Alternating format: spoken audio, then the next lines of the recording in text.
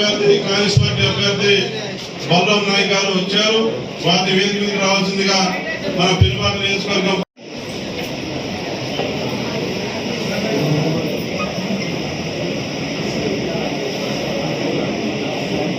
మన అభ్యర్థి బలరాం నాయక్ గారు ప్రభుత్వంలో మహిబాద్ పార్లమెంట్ స్థానం నుంచి పెట్టుకోండి, రేపు పెట్టుకోండి. 6వ తారీఖు కాబట్టి రేపు పిల్లలు బాగా దాన్ని ప్రిపరేషన్ చేసుకుని వెళ్ళాల్సిన అవసరం ఉంటుంది. దాన్ని జయప్రదం చేయాలని కోరుతా ఉన్నా. రెండవది, నిన్న తుమ్మల నాగేశ్వర గారు కూడా చెప్పారు, అన్ని పార్లమెంట్ పార్టీ సమావేశాలు ఉంటాయి. తర్వాత మనకు స్టార్ క్యాంపెయినర్స్ ఇతరులు వచ్చే కార్యక్రమం తర్వాత చెప్తారు. కాబట్టి దీంతో జనరల్ బాడీ సమావేశంతో వస్తాయి, ఎవరు పనిచేశారు దాని మీద కూడా మీ లిస్ట్ ఒకసారి తీసుకుంటే మీటింగ్ లో కూర్చుంటే క్లారిటీ వస్తుంది. మొన్ననే జరిగింది కాబట్టి లిఫ్ట్ ఏర్పాటు చేస్తూ తుమ్మల వేస్తే అక్కడ కూడా పంపంతో కూడా ఏర్పాటు చేస్తే ఆ నీళ్లు మరి అశాపురం మండలంలో ఉన్నటువంటి మరి సింధల చెరువు గాని, ఎర్రబక్కల చెరువు గాని, తీగల చెరువు గాని వాటి కింద ఉన్నటువంటి 8-9 గుంటలు నిండుతాయి. అది అటు మనం ఏర్పాటు చేస్తే దానికి సంబంధించి 15,000 ఎకరాలు 2 పంటలు పడతాయి అశాపురం మండలంలో. దాన్ని కూడా మంత్రి గారు అష్యూరెన్స్ ఇచ్చినారు. మన ముఖ్యమంత్రి గారు కూడా చెప్పిన అది కూడా మనం సాధిస్తాం. సీతారామ ద్వారా తుమ్మల చెరువులో నీళ్లు వస్తుందని అక్కడ ఎత్తికోవడం ద్వారా మిట్టగూడెం వరకు అన్ని చెరువులు గుంటలు నిండి 15,000 ఎకరాలు, ఇది అధికారులు చెప్పిన లెక్కలు నేను చెప్తా ఉన్నా. 15,000 ఎకరాలు అశాపురం మండలంలో కూడా 2 పంటలు పండించడానికి ఉపయోగపడుతుంది. అవే కాకుండా కరకట్ట, గోదావరి కరకట్ట, మరి గోదావరి పరివాహక ప్రాంతంలో ఉన్నటువంటి ఏవైతే ఇల్లు ఉన్నాయో ముంపు గురయ్యే గ్రామాలు అవి కూడా మెట్ట ప్రాంతాలకు తరలించాలని చెప్పినాం. దాని మీద కూడా ముఖ్యమంత్రి గారు మనం మాట్లాడుతూ చెప్పినారు. దాని మీద కూడా తప్పనిసరిగా మెట్ట ప్రాంతాలకు తరలిద్దాం, గోదావరి ముంపు పడకుండా కాపాడమని చెప్పినారు. దాని మీద నేను దృష్టి పెడతాను. అవే కాకుండా ఇవాళ మనుగోలు మున్సిపాలిటీలో ఈ గ్రామీణ ప్రాంతాలు ఉన్నాయి, గ్రామ పంచాయతీ కావాలని కోరుతా ఉన్నారు. మొన్న కూడా ముఖ్యమంత్రి గారికి ఇచ్చిన దాంట్లో కూడా నేను రిప్రజెంట్ చేసినాను. కొత్త గ్రామ పంచాయతీలు ఏర్పాటు చేయాలని మనుగోలు మున్సిపాలిటీలో ఉన్న గ్రామాన్ని విడదీసి అవన్నీ కూడా చెప్పాను. ఎందుకంటే మొన్న మీటింగ్ లో హెలికాప్టర్లు వెళ్ళాలి, టైం అయిపోయిందని చెప్పేసి 2 నిమిషాలు అవకాశం ఇచ్చినారు. అన్ని మాట్లాడలేకపోయినా అవన్నీ కూడా నేను ఫాలోఅప్ చేసి మన నియోజకవర్గ అభివృద్ధి విషయంలో ఏమాత్రం డోకా లేకుండా దేవుడు అవకాశం ఇచ్చారు, పార్టీ అవకాశం ఇచ్చారు, మీరందరూ కష్టపడి గెలిపించారు. సర్వం ఈ 5 ఏళ్ళు ఈ నియోజకవర్గ అభివృద్ధి కోసం, ప్రధాన సమస్యలు పూర్తి చేసే దాని కోసం అవకాశం వచ్చింది. కాబట్టి నా చిరకాల కోరిక పురుషుమంత ప్రాజెక్ట్ నేనే సాధించాలనేది ఏదైతే ఉందో అది కూడా నెరవేరబోతుంది. కాబట్టి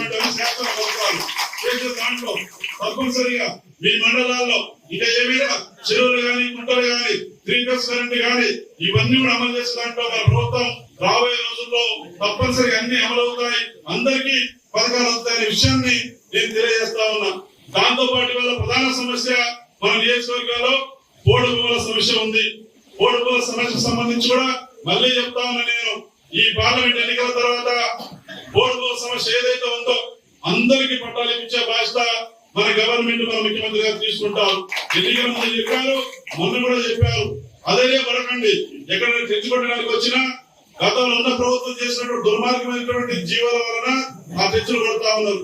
అంత ముందు లేదు. అవి అందరితో మాట్లాడుతా ఉన్నాం, ఆఫ్ చేస్తా ఉన్నాం. పోడు భూముల విషయంలో పాత భూములు ఎవరికైతే ఉన్నాయో, పోడు భూముల పట్టాలు ఎవరికైతే వచ్చినాయో, పోడు భూముల పట్టాలు తెచ్చుకొట్టిన పట్టాలు ఇచ్చినటువంటి పోడు భూముల్లో మీరు బోరేసుకున్నా, 3 కరెంట్ వేసుకోవడానికి మీరు పర్మిషన్ తీసుకున్నా ఫారెస్ట్ అధికారులు ఆఫ్ చేస్తే నా దృష్టి తీసుకురండి. వెంటనే మాట్లాడి 3 కరెంట్ వేసుకునే విధంగా, మరి వాళ్ళ బోర్ వేసుకునే విధంగా ఇబ్బంది లేకుండా మరి తప్పనిసరిగా నేను చూస్తానని చెప్పేసి మాటిస్తా ఉన్నా. మీరు ఆ రకంగా జనంలో తీసుకెళ్లాలని చెప్పేసి మనస్ఫూర్తిగా కోరుకుంటూ, మరి వాళ్ళ ముఖ్య నాయకులు, కార్యకర్తలు తుక్కగూడ బహిరంగ సభ 6వ తారీఖు హైదరాబాద్ జరగబోతాం రంగారెడ్డి డిస్టిక్ లో. మరి వాళ్ళ అక్కడ నుంచి మన శంకరరావం పార్లమెంట్ ఎన్నికల శంకరరావం పూజించబోతా ఉన్నారు. కాబట్టి ఆ రోజు జరిగే బహిరంగ సభకు మీ మండలాల నుంచి మీరు కూడా సమావేశాలు పెట్టుకొని, టైం కూడా లేదు, ఎట్లా పెట్టుకుంటే ముఖ్యులు కూర్చొని దానికి తగ్గట్టుగా మన ముఖ్య పార్టీ కార్యకర్తలు, నాయకులు కూడా మిస్ కాకుండా ప్రాజెక్టు తెచ్చి మీకు తప్పకుండా. ఎందుకన్నా మాకు ఇక్కడే చేసుకోండి. గోదావరి ఫెసిలిటీ ఒకటి ఉంది. నాకు ఐటీ షోకి నేను అన్నా, నువ్వు చెప్పిన ఫ్యాక్టరీ ఇమీడియట్ గా చేయాలని ఆయన అంటే ఐసా కైసా హోతా అన్నాడు. నేను ఇల్లు కట్ చేస్తా గోదావరికి అని చెప్పాను. అక్కడ పోయి మనం అడగడానికి పెద్ద ప్రాబ్లం కాదు. నేను ఎమ్మెల్యే గారు పోయి తీసుకుపోయి అడుగుతాం. ఇక్కడ ఇండస్ట్రీ చేస్తాం, ఫ్యాక్టరీలు చేస్తాం, ఎవరో టీఆర్ఎస్ బెదిరించినట్టు మనం బెదిరియం మీకని చెప్పినట్టు. మొన్న నేను ఒక దగ్గర మాట్లాడుతుంటే నాకు సంజయ్ సింగ్ ఇంజన్ సింగ్ అందరూ తెలుసు, నాకు తెలంగాణలో ఎవరు లేరు దాంట్లో. కాకపోతే మనకు అభివృద్ధి చేయాలి తప్ప మనం అనవసరమైన విషయాల్లో జోక్యం తీసుకో, నా క్యారెక్టర్ కాదు. కాబట్టి తప్పకుండా మాకున్న అనుభవం ప్రకారంగా తప్పకుండా యువకులకు మాత్రం మేము డెఫినెట్ చేస్తాం. అలాగే పోడు భూముల చట్టానికి డెఫినెట్ గా ఇంప్లిమెంట్ చేసి అది ఎంత వరకు ఉన్నదో అంతవరకు వాళ్ళకు కూడా మేము బెనిఫిట్ చేస్తాం. అందులో ఐటీసీ కూడా మనం చాలా చెప్పుకోవచ్చు, వాళ్ళతో కూడా మనం పని తీసుకోవచ్చు, వాళ్ళకు కూడా మనం పని చేసి పెడతాం. వాళ్ళకు కూడా ఈ ఐటీసీ నేను అనుకుంటున్నా, నేను ఒకటే ఐటీసీ దగ్గర పోయినప్పుడు వాళ్ళ దగ్గర కలకట भारत में उससे बड़ा हमारे जो हमारे भद्रा मणिपुर एरिया में हमारा भद्राचलम का एरिया है, वो आ ఏరియాలో ఉన్న హిందీలో చెప్తే అందరికి హిందీ రాదు కాబట్టి చెప్తున్నా, ఆ ఏరియాలో అది ఇండియాలోనే ఫేమస్ ఐటీసీ కావాలి అక్కడని నేను చెప్పడం జరిగింది. కాబట్టి అలాంటి ఐటీసీ మనం ఇక్కడ చేసి వాళ్ళ పిల్లలకు భవిష్యత్ పిల్లలకు కూడా ఎంప్లాయ్మెంట్ వచ్చేటట్టు. అలాగే బయ్యారం కూడా ఉంది, బయ్యారం కూడా నేను తప్పకుండా అడాప్టెడ్ అంటే ఈ పార్లమెంట్ లో ఉన్న వాళ్ళకే ఉద్యోగాలు తీసుకోవాలి. కాబట్టి నాకు ఐటీఐ కాలేజ్ అప్పని తెచ్చిన అది కూడా తెస్తాను, 100% చేస్తాం. మేము ఇద్దరం కలిసి మేము డెవలప్మెంట్ తప్ప మీ అమూల్యమైన ఓటు అన్నగారు ఇంతకుముందు చెప్పినట్టు మీ అందరికి మండల ప్రెసిడెంట్లకు కార్యకర్తలకు అభిమానులకు నేను ఎక్కువసేపు మీ టైం తీసుకోను. మీ అమూల్యమైన ఓటు నాకు మీ చేతి గుర్తు కేసి తప్పకుండా చేయండి. ఓకే, నేను భద్రాచలం పాండురంగాపురం రైల్వే ఆల్రెడీ చేయించాను. అది ఏమైందంటే గవర్నమెంట్ ఆఫ్ ఇండియా నుంచి నేను డబ్బులు తీసుకొచ్చాను. కానీ అప్పుడు కిరణ్ కుమార్ రెడ్డి గారు సీఎం ఉండి నువ్వు బాగా కొట్లాడుతున్నావు తెలంగాణ నీకు చేరుకోవాలన్నాడు. లేదు సార్ అట్లా నేను తాడవైపు పసరాకు ఫారెస్ట్ రైడింగ్ తీసుకొచ్చాడు. ఏమైనా గెలవకుండా ఫారెస్ట్ రైడింగ్ తెచ్చుకున్నావు అంటే నేనన్నా సార్ ఏదో బదిలాడి తెచ్చుకున్నాం, మేము ట్రైబల్ కాదు సార్, మేము బదిలాడు మాకు తెలుసు కానీ ఉద్యమంలో మాకేడా సాధించగలుగుతాం సార్ మీరు అని చెప్తే తర్వాత చేస్తాను అన్నాడు. పాపం ఆయన చేయలేకపోయాడు.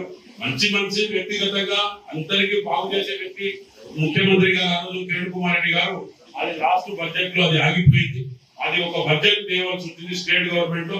నేను అన్న పోయి సీఎం గారికి ఒప్పించి తప్పకుండా అది అక్కడ ఉన్న బడ్జెట్ అట్టే ఉన్నది, దానికి మనం కోఆర్డినేషన్ చేస్తే అది కూడా మనకు ఇక్కడ భద్రాచలం వరకు వచ్చే అవకాశాలు ఉన్నాయి. కాబట్టి దానికి కూడా నేను 100% ఇద్దరు కోఆర్డినేషన్ 1000% తీసుకొస్తాం మేము. ఎందుకంటే ఆల్రెడీ నేను చేయించిన అది ఆగి ఉంది, అది దానికి ఏదైనా పొరి పెట్టడానికి కానీ ఇంకోటి కానీ లేదు. కాబట్టి ఆ రోజున రాజశేఖర రెడ్డి గారు ఫస్ట్ ప్రజెంటేషన్ ఇచ్చినాం. నేను ఇచ్చినప్పుడు అప్పుడు ఒక ఎమ్మెల్యే గారు ఇచ్చినప్పుడు ఇది కూడా చేయవలసిందని ఆ రోజుల్లో కూడా ఆ పెద్ద మనిషి కూడా అన్నాడు పాపం. కాబట్టి తప్పకుండా రైల్వే మార్గం కూడా అక్కడ తీసుకొస్తాం. మాకేంటంటే దానికి పోరాటం చేయడం తీసుకురావడంలో ఢిల్లీలో మాకేం తెలియదు లేదు. కాబట్టి మీ అందరి ఆశీస్సులే. ఆ రోజుల్లో మీరు గెలిపించకపోతే నేను ఎంపీ కాకపోదు, అప్పుడు అంత తెలివితేటలు కూడా నాకు రాకపోదు. కాబట్టి మీ ఆశీస్సులే, మీ శ్రీరామ రక్షే మాకు కలిగింది. కాబట్టి తప్పకుండా నేను ఎమ్మెల్యే గారితో కోఆర్డినేషన్ చేసి అన్ని డెవలప్మెంట్ తప్ప నేను ఏ దానికి కూడా నేను మీకు ఇబ్బంది పడే పనులు మాత్రం నేను చేయను. తప్పకుండా ఇంతకు ముందు నాకు 5 సంవత్సరాలు చూసింది మీరు. కాబట్టి మీ అమూల్యమైన ఓటు ఒకటి 6th నాడు సోనియా గాంధీ గారు డిక్లరేషన్ ఎందుకు చేశారంటే ఆ రోజులో 9th డిసెంబర్ నాడు తెలంగాణ ఇస్తారంటే సోనియా గాంధీ ఇచ్చిందా లేదా. అలాగే రేవంత్ రెడ్డి అన్న గారు కూడా ముఖ్యమంత్రి గారు కూడా ఆల్ సీఎంలు పిలిచి మాజీ సీఎంలు బీసీసీలో పిలిపించి డిక్లరేషన్ చేశారు. సోనియా గాంధీ డిక్లరేషన్ 6 డిక్లరేషన్ 100% వస్తుంది. అందులో రేపు కూడా 6th నాడు మీటింగ్ ఉంది. కాబట్టి అన్నగారు మీకు గుప్తంగా చెప్పారు, మా ఎమ్మెల్యే గారు మన ఎమ్మెల్యే గారు.